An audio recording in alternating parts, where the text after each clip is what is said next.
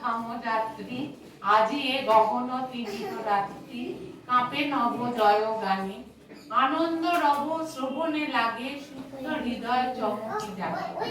চাহি দেখি পথখানি, ওগো রব রব মোরে ডাকি লব, কহ আশ্বাস বাণী, যাব অহরহ সাথে সাথে, সুখে দুঃখে শোকে দিবস রাতে, অপরাজিত প্রাণী।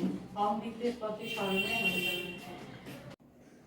আজি হতে শতবর্ষ পরে কে তুমি করিছ বসি আমার কবিতা খানি কৌতূহল ভরে।